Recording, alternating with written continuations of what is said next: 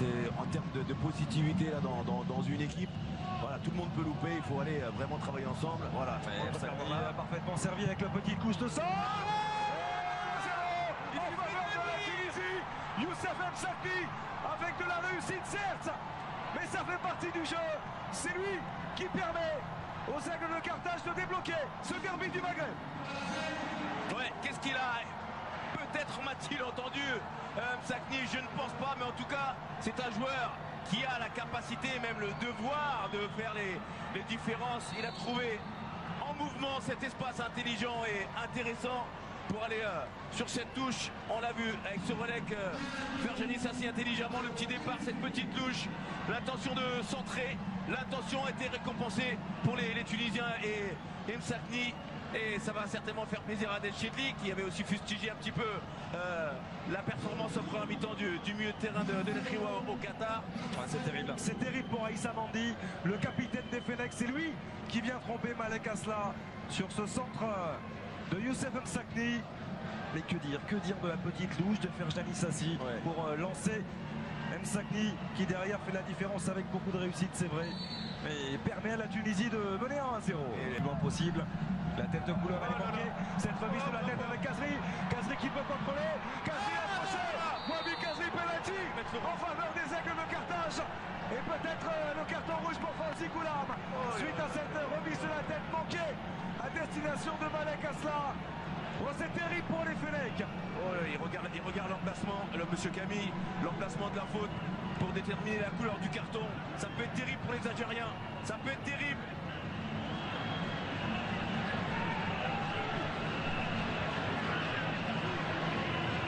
Si on s'en réfère à l'endroit de la faute qui n'est pas dans l'axe du but, il peut sortir quel carton jaune, monsieur Camille. Il attend. Je ne sais pas ce qu'il attend, voir si le joueur est blessé, mais bon, c'est... Oui, et puis il y a eu de nouvelles directives aussi concernant cette fameuse double peine.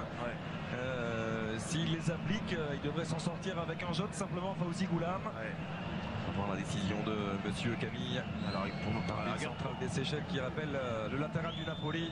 Franchement, moi, je dis ça sent pas bon. Ça sent pas bon. Ah, ça va. Ce sera jaune. Ça va aller. Ça va aller. Ce sera jaune simplement pour Fawzi Goulam. Heureusement, c'est déjà difficile ce penalty. Et Naïm Sliti qui a à cœur de prendre ses responsabilités. On l'a vu saisir très tôt de ce ballon. Le milieu de terrain du LOSC. 7e sélection aujourd'hui et peut-être un 2e but sous le maillot des Aigles de Carthage. L'intelligence de Wabi Kazri, on l'a vu, son contrôle, même s'il n'était pas parfait. Toujours l'importance de ralentir légèrement sa course et de passer devant son défenseur.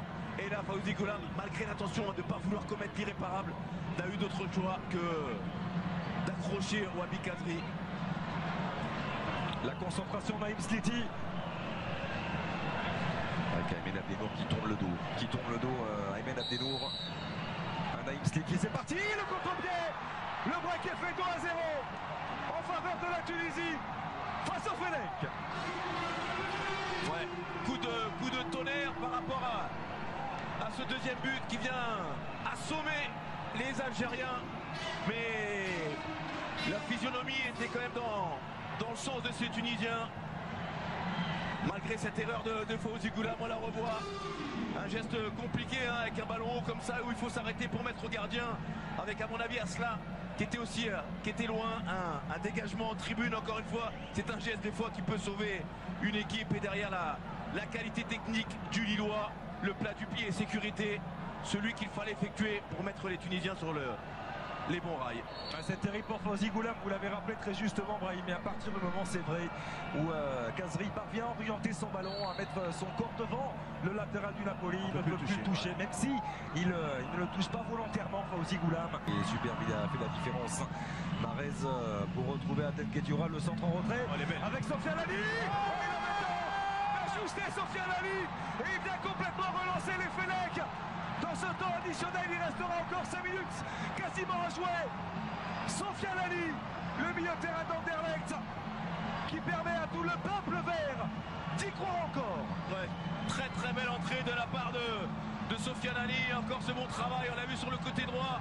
Et ce plat du pied, brosser cette frappe intelligente de la part de Sofiane Ali pour venir donner un espoir aux Fennecs dans cette fin de match face aux Tunisiens qui pour le moment garde cette victoire dans la poche. Et ça nous laisse présager d'une fin de match complètement folle. Bon, elles vont être